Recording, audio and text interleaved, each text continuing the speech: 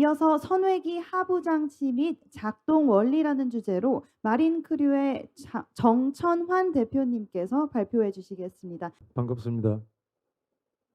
전 오늘 그 선외기 하부 장치 및 작동 원리에 대해서 강의를 하기 위해서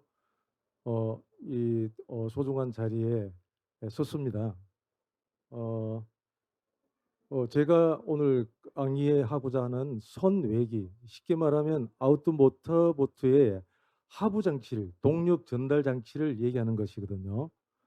에, 선외기 하부 장치는 이게 왜 중요하냐면 지금 그 선외기 모터보트의 하부 장치에 정말 어, 중요한 부분 관리 소홀로 인해서 문제가 발생될 수 있는 그런 요인들이 굉장히 많이 산재되고 있습니다.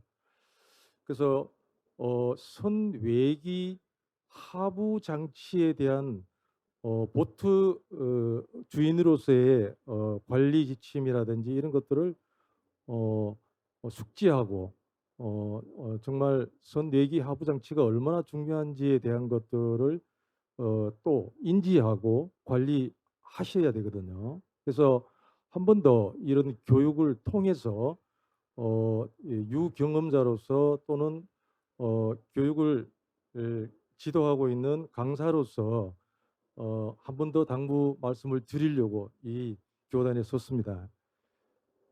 선외기는 우리가 육상에서 자동차를 운행하는 것과 마찬가지로 해상에서 보트를 이용을 해서 레저 활동을 하는 그런 장치이자 기관입니다. 근데 선외기의 하부 장치가 문제가 발생하게 되면 보트가 움직이질 않습니다. 근데 어떤 어, 환경적인 요인, 자연적인 요인이나 기상적인 요인에 인해서 문제가 발생할 수 있는 그런 위험의 요소에 빠질 수 있는 그런 것들이 굉장히 많이 산재되고 있습니다. 그래서 선외기 하부 장치에 대해서 좀 더 구체적으로 제가 좀 설명을 드리도록 하겠습니다. 제가 오늘 교육할 내용은요. 첫 번째 내부 구조 및 작동 원리를 설명을 드릴 것이고요. 두 번째는 하부 장치에 대해서 하부 장치 안에는 냉각수 공급과 배출시켜주는 기계 구성이 되어 있습니다. 그다음에 배기관이 있고요. 세 번째는 동력 전달 기어, 네 번째는 기어 변속, 프로펠러, 하부 장치 고장 사례 이런 것들로 제가 나열을 한번 해봤습니다. 예, 일단 그 하부 장치를 들여다보기 전에 선외기의 구조를 좀 이해를 하셔야 됩니다. 그 선외기는 어, 보트의 외부에 부착된 기관입니다. 추진기입니다. 추진기관. 예, 엔진이죠. 선외기관. 선외기관은 선외기관의 기관 내부의 특성이 있기 때문에 이렇게 선외기의 구성이 기관은 위쪽에 상단부에 위치하고 있고요.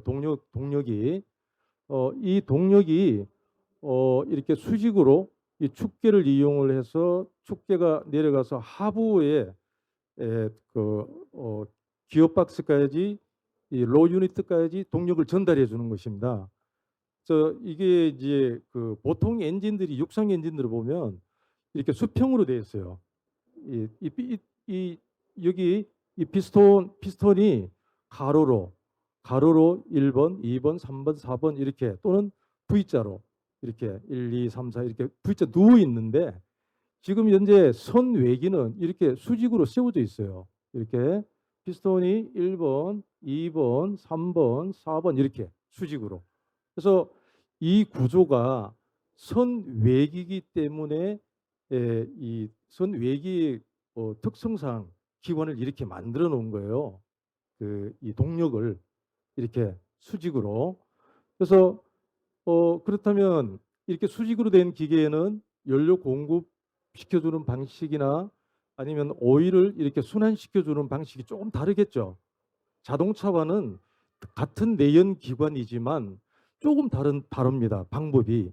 그래서 이 내부에서 이렇게 기계가 작동이 되면 동력을 수직으로 이렇게 내려가서 로 유니트에 여기에 비니온 기어를 돌려줍니다. 근데 지금 제가 오늘 교육을 하는 내용 중에는 이 하부라 하죠. 하부. 이 로 유니트를 어떻게 관리하면서 어떻게 사용하고 또 위급 상황에 처했을 때 어떻게 대처를 하는지, 아니면 얘가 문제가 발생되지 않게끔 어떤 방법으로 관리를 해야 되는지에 대한 것들을 제가 짚어보고 그 부분을 여러분께 전달하도록 하겠습니다. 이 선외기 보시면 여기는 상부 기관 부분이고요. 지금 파워헤드 부분.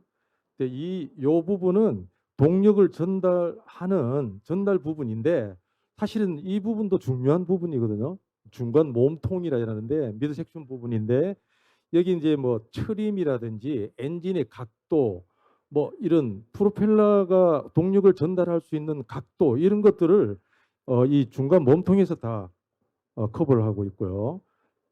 이제 그 다음에 로 유니트 하부. 이제 하부에는 내연기관이기 때문에 선외기는 내연기관입니다. 내연기관이기 때문에 동력이 발생하게 되면은 열이 발생합니다. 그러면 동력이 발생하면서 열이 발생하게 되면은 그 열을 식혀줘야 돼요. 자동차 마찬가지죠. 자동차가 뜨거워지면은 라디에이터라고 하는 열 교환기가 공기 중에 찬 공기를 받아들여 갖고 열을 식혀줍니다. 근데 해상에서는 선외기 커버가 둥글게 돼 갖고 이렇게 커버가 닫혀 있죠. 그러면 걔가 열을 냉각시킬 수 있는 능력이 없어요. 그래서 어떻게 하느냐? 얘가 이쪽 하부에 이렇게 물이 여기 냉각수가 들어가는 라인이 있어요. 예. 냉각수가 들어가는데 어떻게 들어가냐면 하부를 로 유니트를 물 속에 담겨져 있어야 돼요. 그래서 우리가 뭐 어떤 분은 시동이 잘 안 걸리니까 시동 걸리기 전에 시동이 잘 안 걸리니까 육상에서 한번 걸어보고 들어가자. 이래 갖고 이제 육상에서 한번 걸어보시는 분들이 있어요.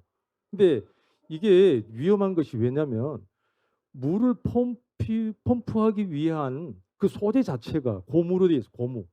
예, 고무기 때문에 고무가 육상에서는 마찰장이 생겨요. 마찰장이 생겨서 그 끝부분이 녹아버린다고. 그러면 끝부분이 녹아버리면 우리가 엔진을 시동을 딱 걸게 되면은 선외기 뒷부분에 이쪽 뒷부분에서 어떤 선외기든 체크 호스에서 물이 나오게 돼 있어요. 물 라인이 어떤 엔진은 물 라인이 아주 곧게 일자로 나오는 반면 어떤 라인은 질끔질끔 이렇게 나오고 어떤 라인은 이렇게 곡선을 그리고 나온다고요. 근데 얘가 왜 있느냐? 물이 나오는 그 라인을 왜 만들어 놨느냐? 그건요. 임펠러의 상태가 좋은지 나쁜지 또는 물의 압력이 높은지 낮은지를 눈으로 체크할 수밖에 없습니다. 그게 예를 들어 갖고 뭐 엔진 마력이 고마력이면 요 라인에 요 물이 올라가는 라인 안에 압력 게이지를 달아 갖고 계기상 수치를 나타낼 수 있겠죠. 압력의 수치를 물 잘 나오네, 압력이 좋네, 이렇게 판단할 수가 있는데 저마력은 우리가 틸러 엔진, 쉽게 말하면 자동이 아니라 핸들식이 아니라 손으로 이렇게 막대처럼 운전한 틸러 엔진 같은 경우에는 이런 엔진 같은 경우에는 아무것도 없어요. 선외기 장점이 뭡니까? 간단하다. 보트 뒤에 달 수 있다. 그리고 가볍다. 그리고 이렇게 복잡하지 않다. 그러니까 좋다. 뭐 앞에 계기판 이런 거 볼 필요도 없어요. 틸러 같은 경우. 그래서 그때 제일 중요한 것은 엔진이 계속적으로 돌아야 되는데 제일 중요한 것은 뭡니까? 엔진이 돌기 위한 최적의 컨디션을 냉각수가 식혀줘야만 됩니다. 그래서 이렇게 냉각을 식혀줄 수 있는 이 시스템이 하부 장치에 있다는 거예요. 그래서 하부 장치가 중요하다. 그다음 요 아주 중요한 요 하부 장치에 포함이 된 냉각 시스템이 붙어 있고요.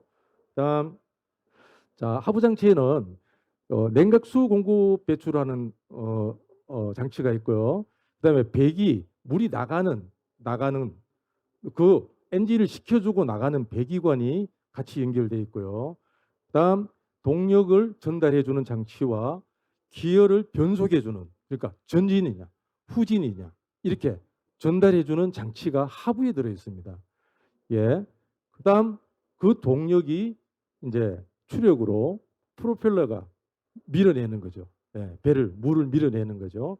이렇게 해서 우리가 이렇게 진행이 되는데, 여기 보면 워터펌프에 시동을 걸었을 때 우리가 보통 아이들링 RPM이 보통 뭐 한 700에서 800 요 사이 RPM 분당 700에서 800 RPM 사이에 물이 나오는데, 그 아이들 상태에서 물 양이 이 정도는 체크가 돼줘야 된다. 예, 이게 뭐 찔끔찔끔 나온다든지 아니면 쭉 휘어져서 나온다든지 RPM을 올리면 물이 곧게 나온다든지 이렇게 해서는 안 된다는 거라. 그건 뭐냐? 임펠러의 상태가, 이 상태가 좋지 않다.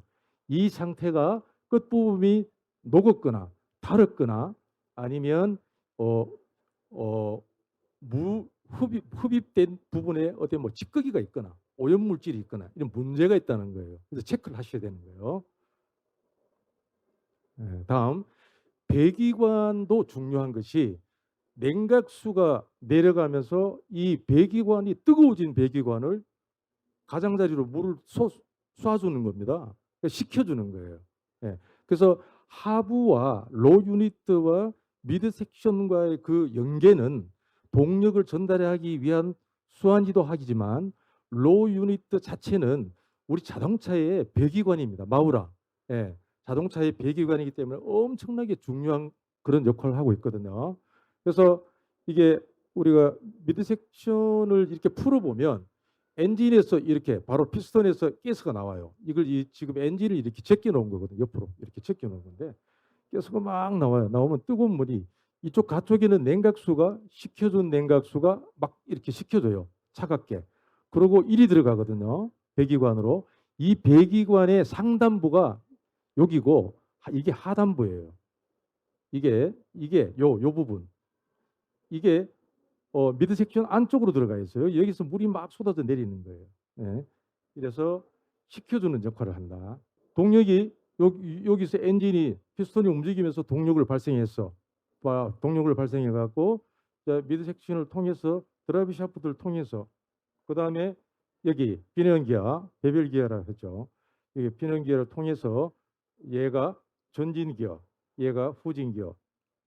그럼 프로펠러가 이제 돌기 전에 클러치가 이렇게 들어가 있고 그냥 기어만 이렇게 계속 동회전을 하고 있는 거예요. 근데 이걸 왜 중요하게 이런 관리를 해줘야 되냐고 묻는다면요. 선외기는 간단하고 아웃 모터 보트는 간단하고 가볍고 우리가 그 소형 보트의 주종을 이루고 있습니다. 근데 중요한 것 중에 하나가 클러치입니다. 근데 이 클러치가 우리가 큰 보트의 유압 클러치나 디스크 클러치나 뭐 콘 클러치나 이런 것이 아니라 기어로 연결된 도크라는 기어의 클러치입니다. 그러면 그게 무슨 얘기냐면, 기어가 전진 기어의 이빨이 나와 있어요. 이렇게 기어 톱니가. 후진 기어도 이렇게 대기하고 있어. 얘가 대기하고 있는데, 그럼 전진 기어와 후진 기어는 피넌이 돌려주기 때문에 계속 돌아가고 있겠죠. 한쪽을 반대 방향으로 계속 돌고 있겠죠. 그죠? 그러면 클러치가 가운데서 양쪽의 톱니 이빨을 갖고 대기하고 있는 거예요. 그러면 우리가 기어를 넣을 때 앞에서 큰 배는 컨트롤 박스라 그러죠. 예. 앞으로 밀어 놓으면 케이블이 시프트를 또는 스윙으로 밑에 암을 움직여 갖고 기어를 전진이나 후진이나 내가 의도하는 대로 집어넣습니다. 이게. 근데 이게 왜 문제가 생기느냐? 이게 원래 신품 엔진을 출고할 때 750, 800 RPM 이렇게 조정을 해놨다는 거야. RPM이 여기 잘 들어가도록. 그러면 표현을 한다면 시동 붕 걸었어. 중립했어. 그리고 붕붕붕붕 하고 있는데 클러치를 넣으면 털그덕, 우리 선회기를 사용해 보면 털그덕 드르륵 털그덕 이런 소리가 날 거예요. 이렇게 들어가 줘야 되는데 아이들링이 높단 말이에요. 예를 들어 뭐한 1000, 1100 하고 더 올라가 있다고. 이 상태에서 만약에 클러치를 넣는다면 잘 안 들어갈 거라고. 왜? 프로펠러 샤프트는 프로펠러가 물의 저항을 잡고 있고 클러치는 들어가려고 하는데 회전이 너무 빠르고 그러면 몇 번 드르륵 하고 난 다음에 들어갈 것이라 이 얘기. 그러면 어떤 현상이 생기느냐? 기어 전진이나 후진의 기어축 이빨과 그다음 도크 기어의 이빨이 부딪혀서 끝부분이 손상이 온다. 끝부분이 손상을 오게 될 것 같으면 저속에서는 괜찮은데 고속으로 부하가 걸리게 되면 벗겨져 버립니다. 벗겨져 버립니다. 우리가 자동차나 이런 데는 유압이 디스크를 눌러줘요. 예, 클러치를 딱 넣으면 얘를 확 눌러줘 갖고 이 벗어나지 않게끔 그렇게 해주거든요. 자동차도 우리가 그 방크러치를 쓰지 마라. 왜? 이렇게 가까이 가서 계속 있으면 클러치 패드가 닳는다고. 탁 놔줘야 되는데 계속 방클러치를 쓰고 있다고. 그렇게 되면은 결국 클러치 디스크가 나가게 되죠. 근데 선외기에 이 동력 전달 장치가 이렇게 할 수밖에 없는 이유 중에 하나가 가볍게 만들어야 돼. 선외기의 특징이 간단해야 돼. 이거예요. 그래서 이 클러치가 굉장히 요 클러치의 관리 부분에 있어서 RPM 아이들링 속도가 굉장히 중요하다.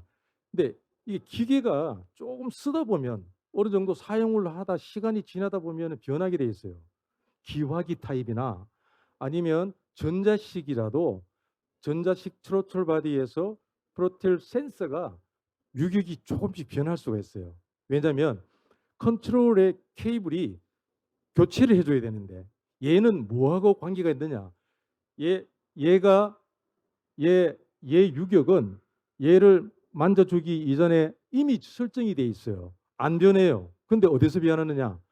컨트롤 케이블이나 컨트롤 바디 시프트의 간격이 벌어지면서 늘어나면서 얘가 들어가는 속도가 늦거나 RPM이 올라가거나 여러 가지 영향이 올 수 있다는 거예요. 그럼 뭘 해줘야 돼? 컨트롤 케이블이나 뭐 우리 엔진 같은 경우에 스파크 플러그나 이런 정기적인 점검으로 인해 갖고 교체를 해줘야 됩니다. 그 교체해 주는 것이 누구냐? 사용자예요. 사용자가 그 내용을 알고 교체해 줄 시기에 교체해 줘야만 편하게 쉽게 이런 것들이 마모가 되지 않는다는 거예요. 근데 왜 이걸 자꾸 우리가 강조를 하냐면 이러한 문제가 언제 더 심각하게 발생하느냐? 바다에 낚시 갔다. 어디 뭐 이동하러 갔는데 파도가 친다. 바람이 분다. 그러면 보트가 저항을 많이 받게 돼 있어요. 이런 경우에 이게 클러치가 자꾸 벗겨지고 문제가 발생할 수 있는 요인이 엄청나다는 거예요. 그래서 해상에는 제가 조금 전에 얘기했던 것처럼 기상이나 또는 수중에 어떤 이물질이 있을 수가 있는 것이고 또 기상의 이변이 어떻게 일어날 수도 있는 것이고 위험 요소가 많이 도사리고 있기 때문에 항상 이런 고장이 알고 있어야 뭘 관리해야 될 것인지에 대한 것들이 본인이 숙지할 수 있다는 거예요. 자, 여기 보시면요. 요거는 일반 우리가 이 도크 클러치 이게 클러치거든요. 얘가 전진기어고 이게 후진기어인데 얘가 이리저리 전지, 후진, 중립 이렇게 만드는 거예요. 여기 보면 이 기아 시프트 샤프트가 위에 있는데 위에서 이렇게 내가 스윙을 하게 되면 얘가 내려왔다 올라갔다 하거든요. 또는 이런 타입이 아니고 좌우로 스윙이 되는 경우가 있어요. 그거는 역시 마찬가지 이런 패드가 옆으로 누워 있는 거예요. 가로로 둥글게. 그래갖고 요 기어 샤프트를 이렇게 부시로드를 이렇게 밀어주고 당겨주고 이러면서 전진 들어갔다 후진 들어갔다 동력을 전달하는 거거든요. 근데 나중에 요 부분이 달아요. 요 부분, 요 끝 부분이 끝부분이 달아 갖고 왜 그 케이블로 인한 1차적인 고장의 요인이 2차적으로 기어 박스 안에서 일어나는 거예요. 다 계속 더덕더덕 치고 제대로 위에서 수행을 못 해주니까 자꾸 치고 이러니까 끝부분이 마모가 오기 시작하는 거예요. 그래서 이 그 내구성을 어떻게 만들어 놨냐면 잘 만들어 놓은 거예요. 잘 만들었냐면 얘가 비싸잖아요. 클러치가 기어가 작은 엔진에 있어서도 굉장히 비싸요. 비싸기 때문에 요 기어가 예를 들어 갖고 뭐 40만 원, 50만 원 간다면 요 클러치는 뭐 8만 원, 9만 원. 얘가 먼저 가도록 만들어 놓은 거예요. 케이블이 만약에 조정이 안 됐을 때, 예. 그리고 요런 거는 콘 클러치, 뭐 이렇게 클러치가 이게 이렇게 준비가 되어 있어요. 예. 이렇게 되어 있죠. 프로펠러 샤프트가 이렇게 되어 있고, 요 클러치가 이렇게 전후진을 해주고요.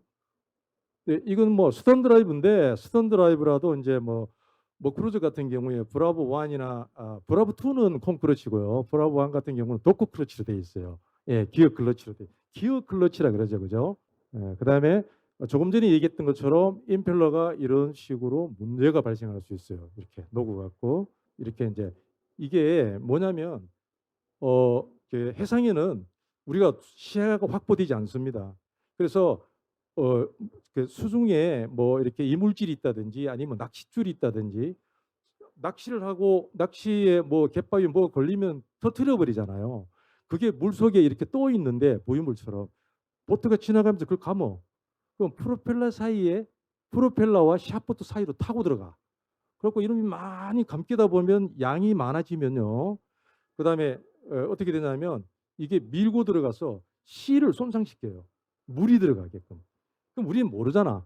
왜? 거긴 센서가 없어요. 센서가 없기 때문에 낚싯지 들어와서 하부에 물이 들어왔습니다. 이렇게 얘기해 주지 않아요. 그렇기 때문에 뭘 해야 되느냐? 주기적으로 프로펠러 뽑아보기. 프로펠러를 뽑아야만 샤프트 사이의 실을 점검할 수 있잖아요. 그래서 프로펠러 뽑아보기.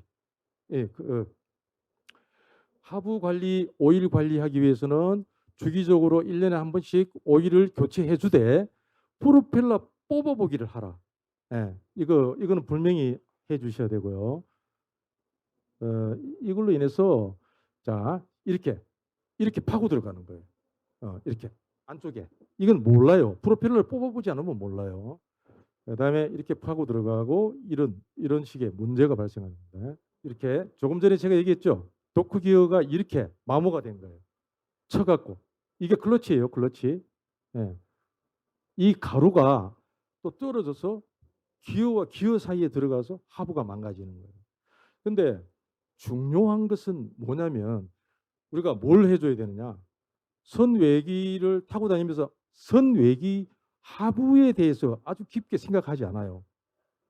기계에만 관리할 줄 알지 프로펠러 안쪽에 있는 클러치가 어떤 문제가 있는지 몰라요. 첫 번째 제가 뭘 했습니까? 클러치를 관리하기 위해서는 케이블, 이 컨트롤 케이블의 유격이 중요하다. 어떤 때는 정지는 잘 들어가고 후진이 안 들어가는 이게 잘못된 거예요. 늘어났기 때문에. 두 번째, 조금 전에 제가 얘기 드렸던 것처럼 아이들링 RPM을 아주 중요하다. 아이들링 RPM이 높으면 무조건 도크 기어가 나가게 돼 있어요. 그러니까 컨트롤 케이블의 유격 교체 시기를 놓치지 말 것. 두 번째, 엔진의 아이들링을 분명히 적정 RPM을 조정을 해줄 것. 세 번째, 프로펠러 뽑아보기를 할 것. 프로펠러 뽑아보기를 주기적으로. 그러니까 뭐 한번 좀 이상하다 시간이 있으면 풀어서 프로펠러를 뽑아갖고 내부를 청소하는 거예요. 청소해서 깨끗하게 해주고 뭐 혹시 실이 망가지게 되면은 기름이 하부 오일이 줄줄 새고 있어요. 그러면 본인이 직접 하부 오일 같은 교체할 줄 알아야 돼요. 아시겠죠? 제가 뭐 이거 좀 짧기도 한 그런 시간인데 두서없이 이렇게 제가 진행을 한번 해봤거든요. 해봤는데 사실 그 하부에 대해서는 굉장히 중요한 이 하부 관리가 굉장히 중요한 부분이거든요. 사실은 중요한 부분이기 때문에 우리가 엔진도 중요하지만 하부가 얼마나 중요하다는 걸 오늘 한 번 더 기억해 주셨으면 좋겠고요. 제가 조금 전에 세 가지, 예, 컨트롤 케이블을 교체 주기 시기를 놓치지 말 것. 그다음에 두 번째, 아이들 RPM을 적절히 조정을 할 것. 왜냐하면 클러치를 보호하기 위해서. 세 번째, 주기적으로 프로펠러를 뽑기를 해서 내부를 확인할 것. 예, 이것만 분명히 잘 하시면 하부 관리에는 아주 그 만점을 맞으실 거예요. 예, 청취해 주셔서 정말 감사합니다.